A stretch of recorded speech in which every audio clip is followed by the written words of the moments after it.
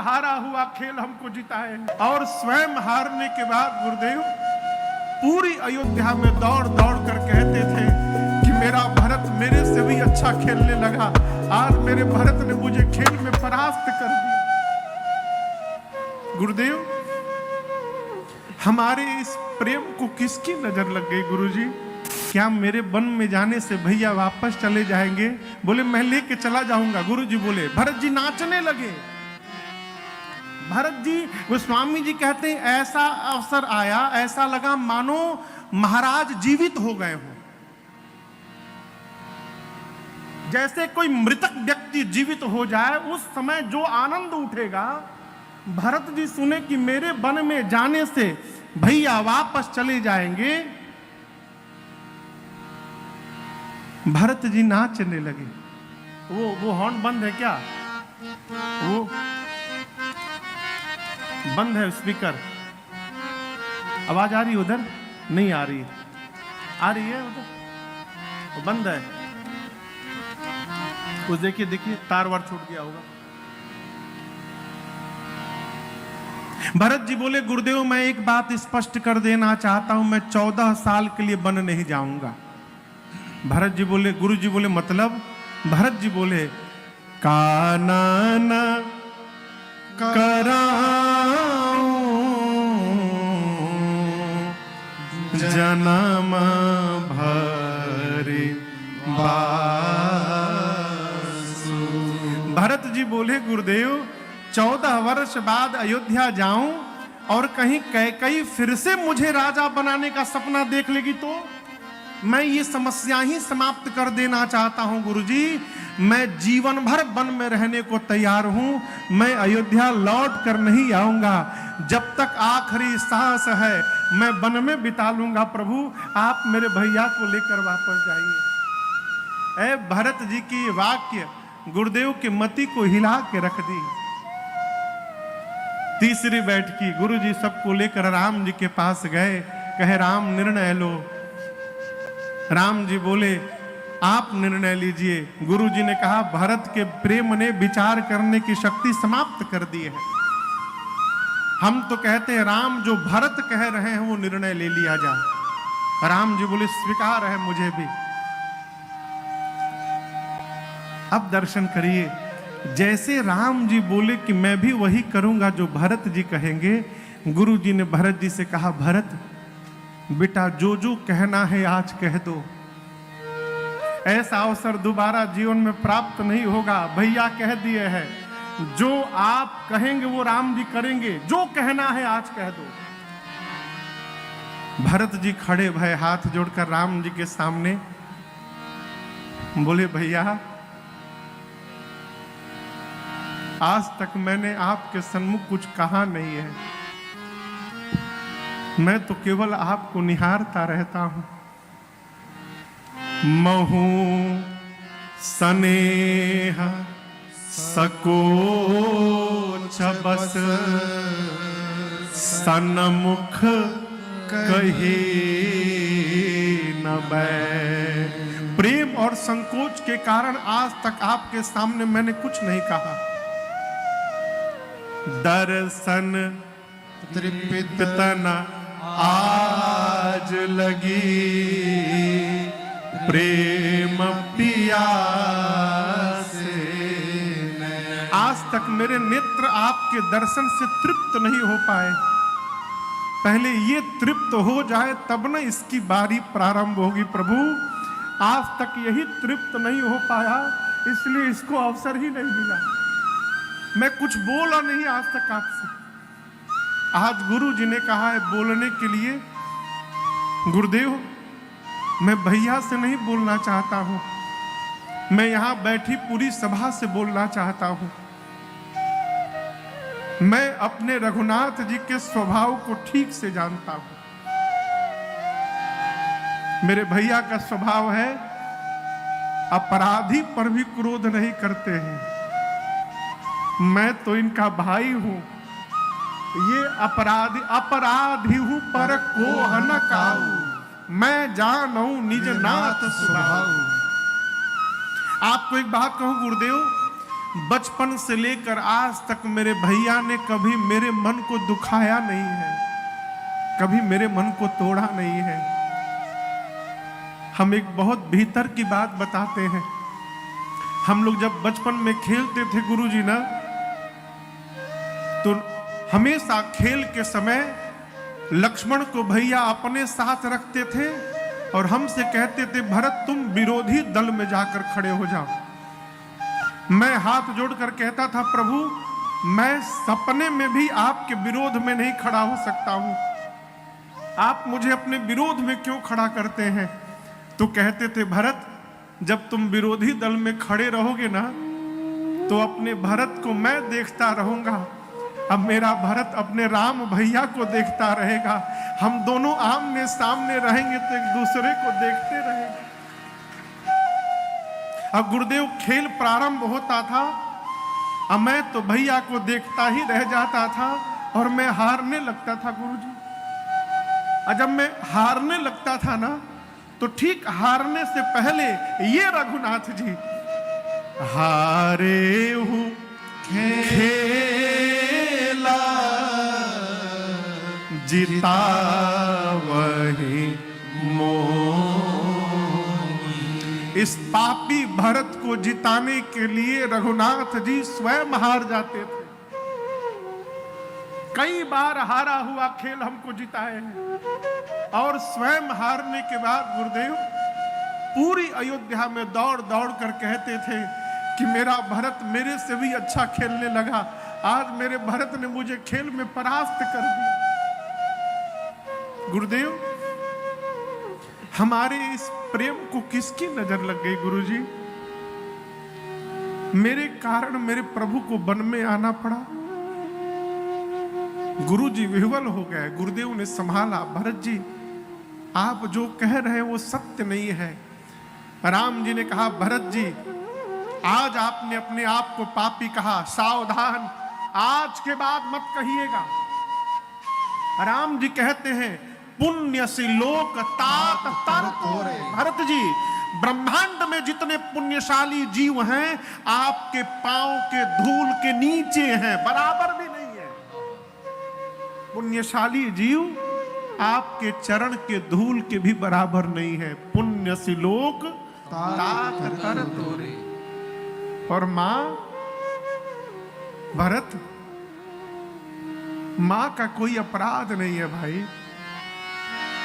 मेरी मां कैकेयी बैठी है, जो मेरी मां को दोष देगा वो व्यक्ति जीवन में कभी अपने घर में श्रेष्ठ की सेवा नहीं किया होगा, जो कभी साधु की सेवा नहीं किया होगा वो कहेगा मेरी मां कैकेयी का अपराध है।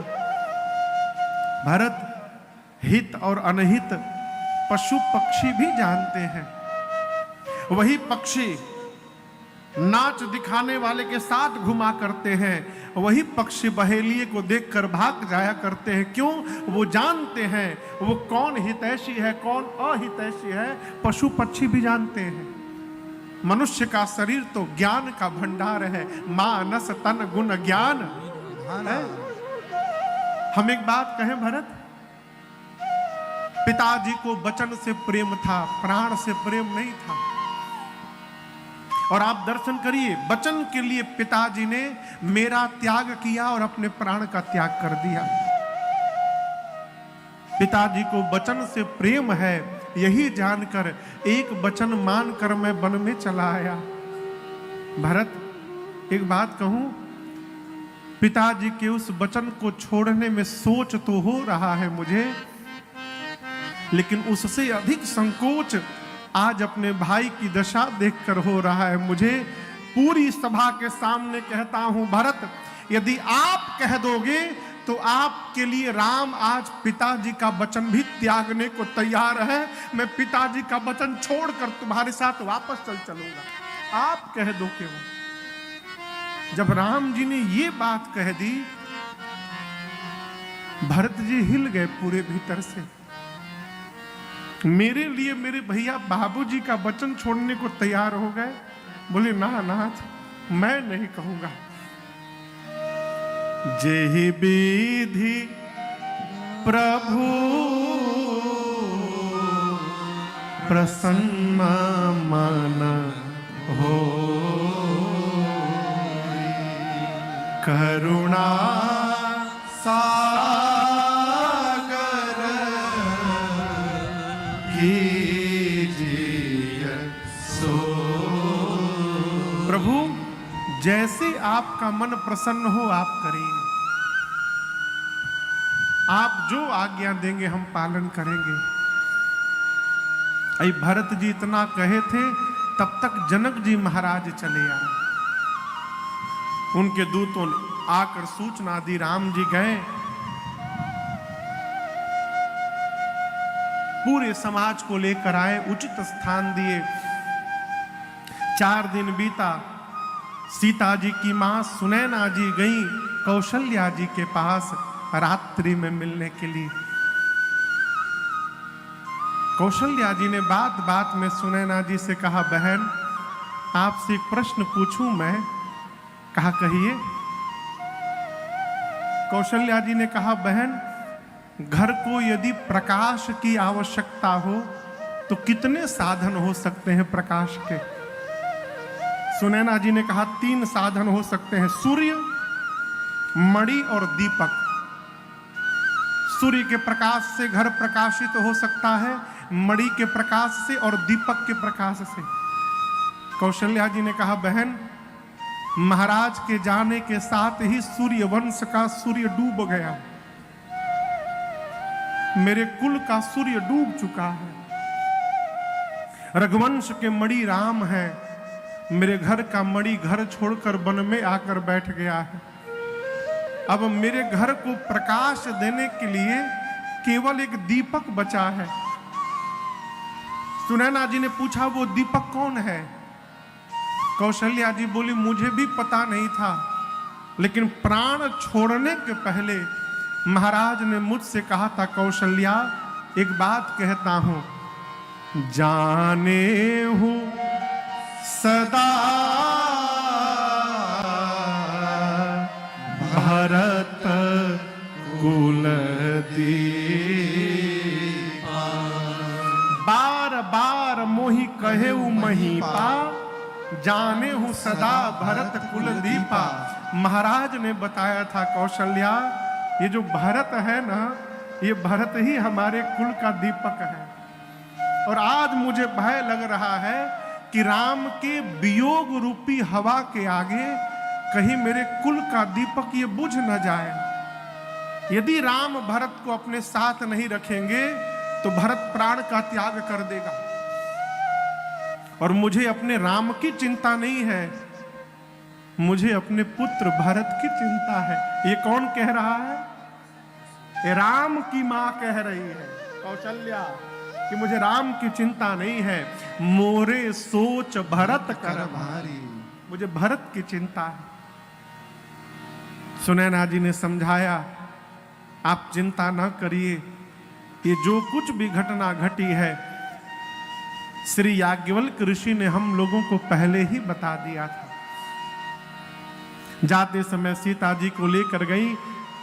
जनक जी ने सीता जी को देखा, खूब लाड़ लड़ाया, दुलार किया। रात्रि में सुनैना जी ने जनक जी से कहा, कौशल्या जी कह रही थी आप राम जी से कहिए लक्ष्मण को छोड़ के भरत को रख ले। जनक जी ने कहा, चिंता न करिए देवी, जितना दोनों भाइयों को राम भरत जी को मैं जानता हूं, भरत जी वही करेंगे जो उनके भैया राम कहेंगे, आप चिंता न करिए। प्रातःकाल राम जी गुरु जी से बोले, गुरुदेव निर्णय लीजिए। गुरु जी जनक जी से बोले, आप निर्णय लीजिए। जनक जी भरत जी से बोले, भरत भैया आप निर्णय लो। भरत जी बोले, बाबूजी चले गए, आप पिता के समान हैं, गुरु जी भगवान के समान हैं, आप लोगों के रहते मैं निर्णय लूंगा उचित लगेगा, आप लोग निर्णय लीजिए। चौथी बैठकी अब प्रारंभ हुई। गुरु जी सबको लेकर राम जी के पास गए। बोले, राम कोई निर्णय नहीं ले रहा है, आप निर्णय ले लो। राम जी बोले, आपके चरणों की सौगंध लेता हूं गुरुदेव, आप और जनक जी जो आज्ञा देंगे राम उसी का पालन करेगा, आप लोग बड़े हैं, निर्णय लीजिए। सब एक दूसरे के सिर पे टालने लगे। कोई जब निर्णय नहीं लिया तो भरत भैया खड़े होकर बोले, भैया हम बताएं हम क्या चाहते हैं। राम जी बोले, कहो क्या चाहते हो। भरत जी बोले, जहां नाथ रख दोगे, जहां नाथ रख दोगे, आप जब तक नहीं कहिएगा वहीं मैं रहूंगा। जहां ले चलोगे वहीं मैं चलूंगा। जहां ले चलोगे वहीं मैं चलूंगा। जहां नाथ रख दोगे, जहां नाथ रख दोगे वहीं मैं रहूंगा। जहां ले चलोगे वहीं मैं चलूंगा। जहां ले चलोगे वहीं मैं चलूंगा। ये जीवन समर्पित शरण में तुम्हारे, तुम ही मेरे सर्वस्व, तुम ही प्राण प्यारे। ये जीवन समर्पित शरण में तुम्हारे, तुम ही मेरे सर्वस्व, तुम ही प्राण प्यारे। तुम्हें छोड़ कर ना, तुम्हें छोड़ कर ना मैं किससे कहूँगा। जहाँ ले चलोगे वहीं मैं चलूँगा। जहाँ ले चलोगे वहीं मैं चलूँगा।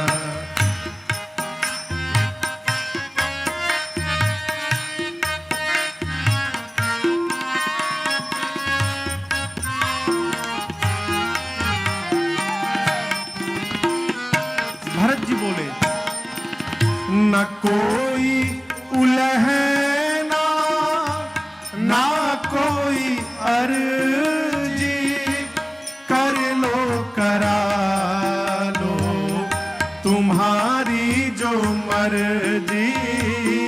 न कोई उलहना ना कोई अर्जी, कर लो करा लो तुम्हारी जो मर्जी।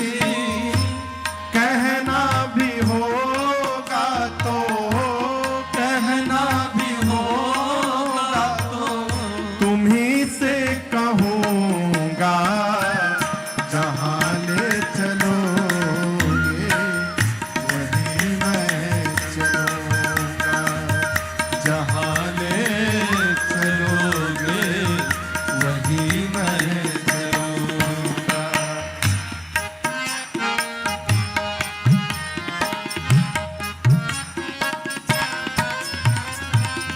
तुम्हारे ही दिन है, तुम्हारी ही रातें, तुम्हारे ही दिन है, तुम्हारी ही रातें।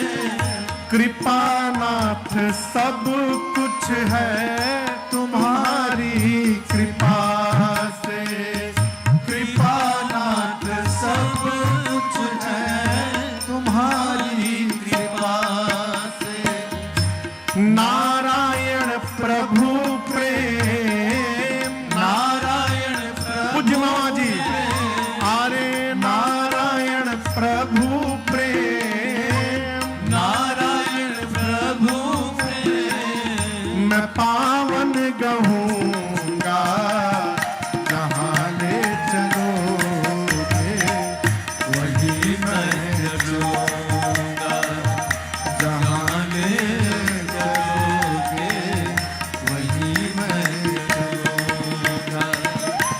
जहाँ नाथ रख दोगे, जहाँ नाथ रख दोगे, वहीं मैं रहूँगा।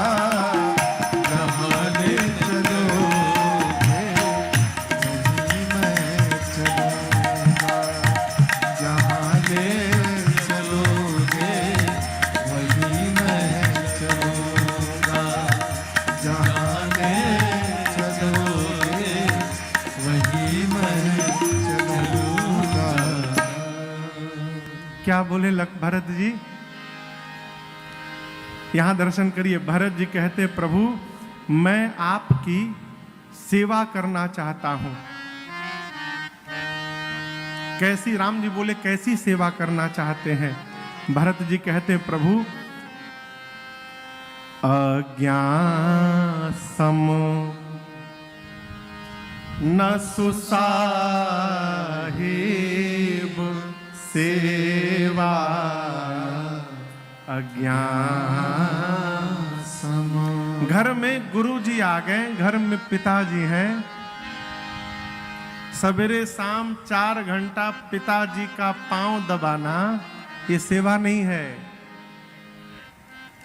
ये कर्तव्य है आपका, सेवा नहीं है। अच्छा आप बताओ, रोज 4 घंटा पिताजी का पांव दबावे राजेश भैया, अब बात एको न माने। बाबूजी के पांव की सेवा करे रोज 4 घंटा और बाबूजी की एक भी बात न माने, ये कौन सी सेवा है हो? श्रेष्ठ की सबसे बड़ी सेवा है श्रेष्ठ की आज्ञा का पालन करना। भरत जी कहते हैं आज्ञा समन सुसाहिब सेवा, और मैं चाहता हूं वही प्रसाद, सो प्रसाद जन पावे देवा, सो प्रसाद। आप मुझे आज्ञा दीजिए रघुनाथ जी। राम जी भरत जी को पास में बिठाएं, कहें भरत आप तो पिताजी के सत्य को जानते हैं, पिताजी के प्रेम को जानते हैं, आप अपना धर्म जानते हैं, आप राम का भी धर्म जानते हैं और आप रघुवंश की रीति को भी जानते हैं। जानहु तात तरनिकुल, तरनिकुल यानी सूर्यवंश रीति, सूर्यवंश की रीति आप लोग जानते हैं। रघुकुल रीति सदा चली आई, यही सूर्यवंश की रीति है। क्या? प्राण जाई बरु बचन न जाई। राम जी बोले भरत जी आप अपने घर की इस रीति को ठीक से जानते हैं। हम तो कहते हैं भरत जी आप अपने धर्म का पालन करिए और मुझसे मेरे धर्म का पालन करा दीजिए। भरत जी बोले भैया तीर्थराज प्रयाग में धर्म मिल रहा था, मैं छोड़ के चला आया हूं।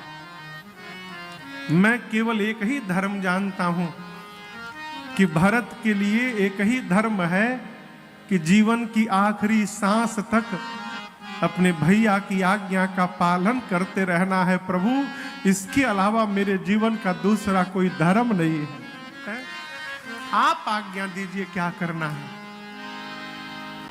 राम जी देखे कि लगता है मुझे ही कहना पड़ेगा, तो राम जी ने कहा भाई मैं जानता हूं कि आप कोमल हैं, उसके बाद भी कठोर कहने जा रहा हूं, क्षमा करिएगा। आप यही चाहते हैं कि मैं कहूं तो मैं कह रहा हूं। चलिए हम दोनों भाई मिलके आज बंटवारा कर लेते हैं। बंटवारा शब्द सुनते भरत जी कांप गए।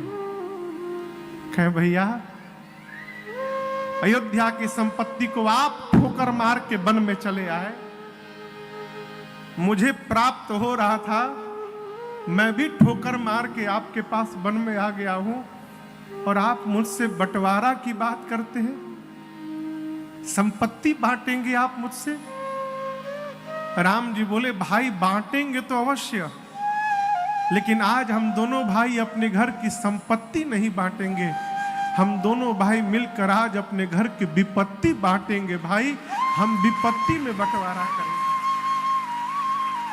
और याद रखिएगा, संपत्ति तो बहुत लोग बांट लेते हैं, ध्यान दीजिएगा कि आपकी विपत्ति कौन बांट रहा है? राम जी क्या बोले?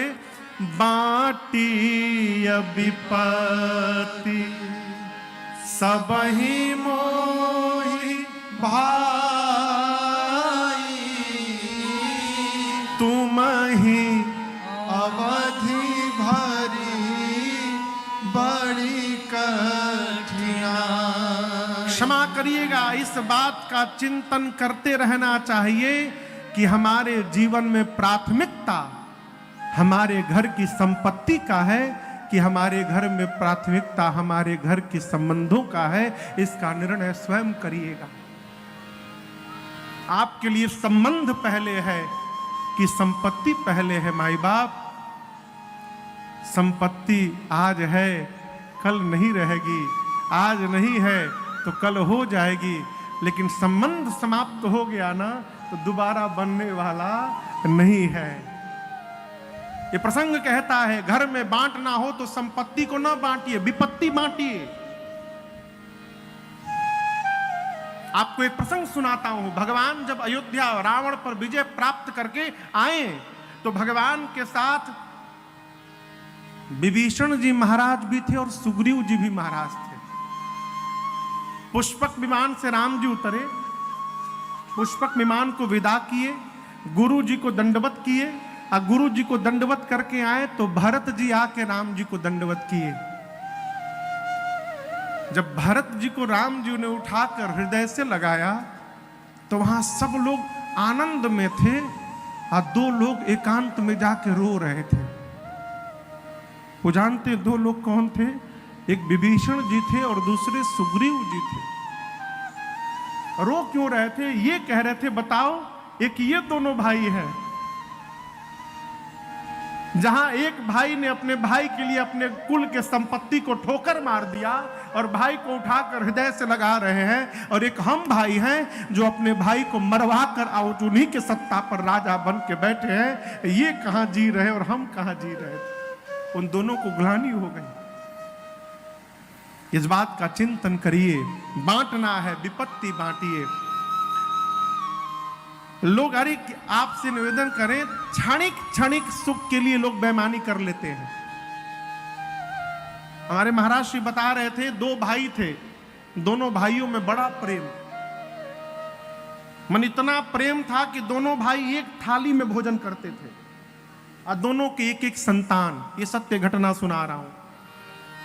एक दिन छोटा भाई घर के छत पर खड़ा होकर सवेरे सवेरे ब्रश कर रहा था। बड़ा भाई आम के बगीचे में गया तो उसे पेड़ पर से गिरे हुए दो आम मिल गए। आप समझिए, एक आम 500 ग्राम का, मान लीजिए 500 ग्राम का था, आधे किलो का, और दूसरा आम 400 ग्राम का था, 100 ग्राम कम, थोड़ा बड़ा छोटा। दोनों हाथ में एक एक आम उठाया भाई, बड़ा भाई, और बगीचे से घर की ओर चला। छोटा भाई छत पर ब्रश कर रहा था। नीचे दरवाजे पर दोनों बच्चों ने देखा कि पिताजी और बड़े बाबूजी आम लेकर आ रहे हैं। दोनों भाई दौड़े, छोटे छोटे बच्चे हो। अब दर्शन करिए, दाहिने हाथ में बड़ा आम था, बाएं हाथ में छोटा आम था। दाहिने हाथ के तरफ छोटे भाई का बेटा दौड़े आ रहा था, अब बाएं हाथ की तरफ उसका अपना बेटा आ रहा था। आम लेके जा रहा है, बच्चों को देखा, आम को देखा, इधर बड़ा है इधर छोटा है, ऐसे दूंगा तो बड़का आम भाई के बेटे को चला जाएगा और मेरे बेटे को छोटका आम जाएगा। आम देते समय उसने हाथ ऐसे कर लिया। अब आपकी सत्य घटना सुना रहा हूं आपको। आम जब देने की बारी आई, उसने हाथ ऐसे कर लिया कि मेरे बेटे को बड़ा वाला आम चला जाए। छोटा भाई छत से देखा, बर्दाश्त नहीं कर पाया, पत्र लिखा भाई के नाम और कहा भैया 10 दिन बाद लौट के आऊंगा, इसको पढ़ के व्यवहार करिएगा। उसमें लिखा था कि भैया हम लोग बहुत साथ में रह लिए, अब हम साथ में नहीं रह पाएंगे, इसलिए आपको जैसा उचित लगे आप बंटवारा करके रखिएगा, हम 10 दिन बाद लौटेंगे। 10 दिन बाद लौटा, बड़ा भाई रोता रह गया, कारण बताओ। बताया नहीं उसने, बोला नहीं रहना, अलग हो गया। अब आप कल्पना करिए 100 ग्राम आम के चलते जन्म जन्म का संबंध हमारा समाप्त हो रहा है, हम वहां जी रहे हैं आजकल। इसकी प्राथमिकता बनाइए माई बाप। हमारे जीवन में प्राथमिकता संबंधों का है कि संपत्ति का है। राम जी ने कहा हम विपत्ति बांटेंगे, संपत्ति नहीं। कैसे? 14 वर्ष मैं वन में रहूंगा और 14 वर्ष भरत जाके अयोध्या में रहेंगे। भरत जी चरणों में दंडवत किए, कहे प्रभु हम अभिषेक की सामग्री लाए हैं। राम जी बोले अत्रि मुनि जहां बोले वहां रख दो। आप जब चित्रकूट से नंदीग्राम जाएंगे, बांदा, आज भी बांदा रास्ता है, तो मार्ग में कुआं पड़ता है जिसका नाम है भरतकूप। अत्रि मुनि जाकर राज्याभिषेक की पूरी सामग्री उस कूप में रखवाएं और कहें भरत जी आज के बाद इस कूप का नाम भरतकूप पड़ेगा, और जो भी मनुष्य इस कुएं के जल को एक बार भी अपने ऊपर छिड़क मात्र लेगा, उसे धरती के समस्त तीर्थों में स्नान करने का फल स्वतः प्राप्त हो जाएगा। ये इस कूप की महिमा होगी। वो कूप आज भी है। रमन बाबू आए का? जय जय जय, आओ इधर आओ, इधर आओ, आगे आओ, आगे आओ।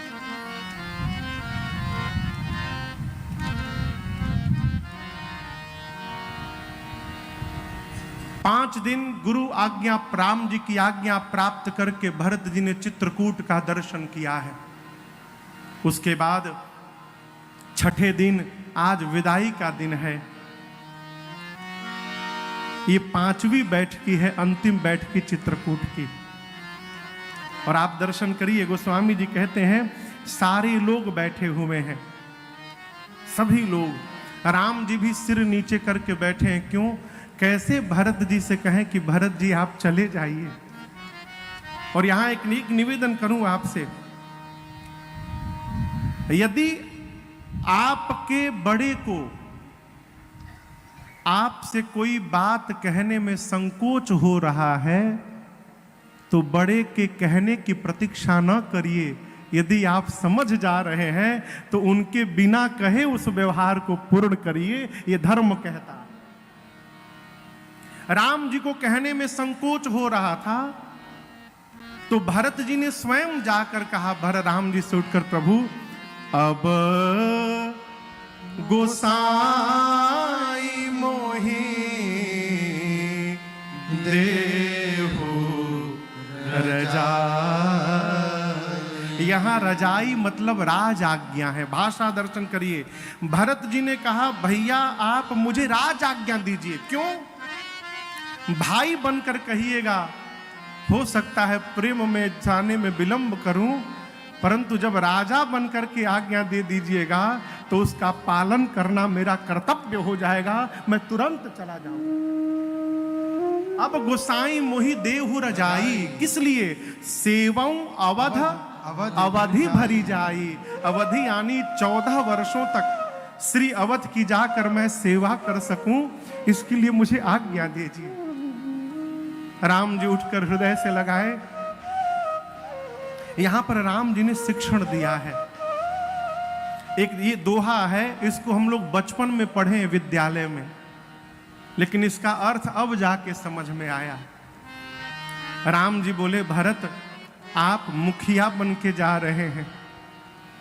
अब मुखिया का स्वभाव मुख जैसा होना चाहिए। मुखिया मुख सो चाहिए, खान पान कहूँ एक, पालई पोसई सकल अंग,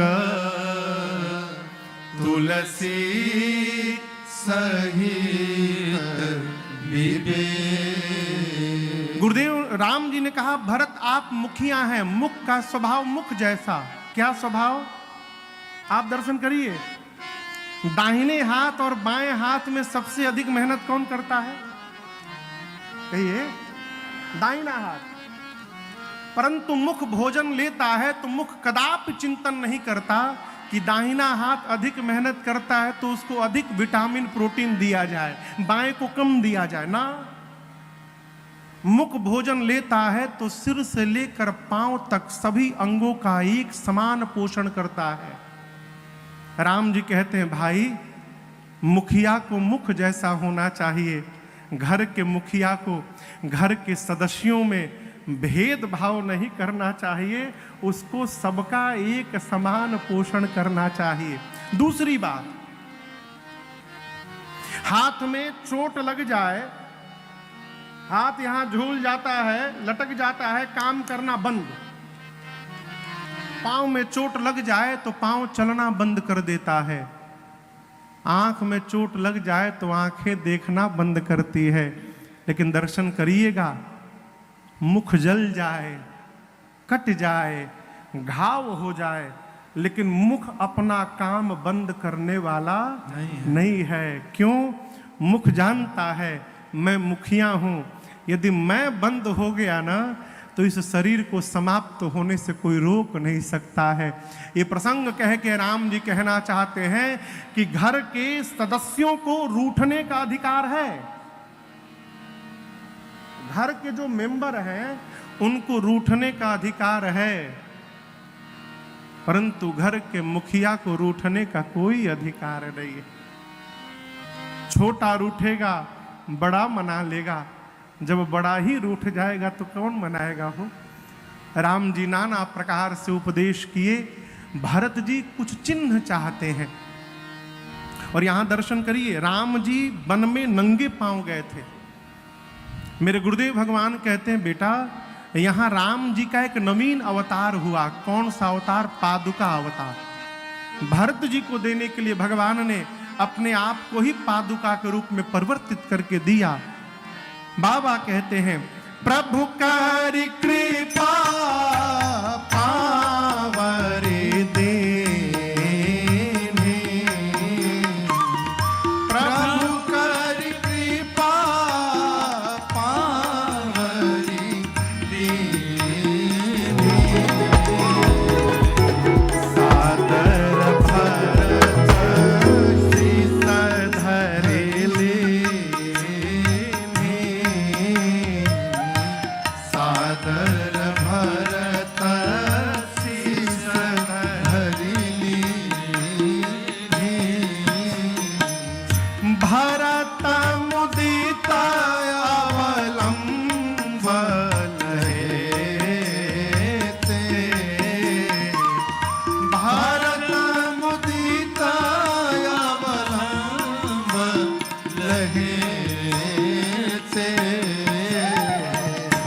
अस सुख जस सिय राम रहेते, अस सुख जस सिय राम रहेते, अस सुख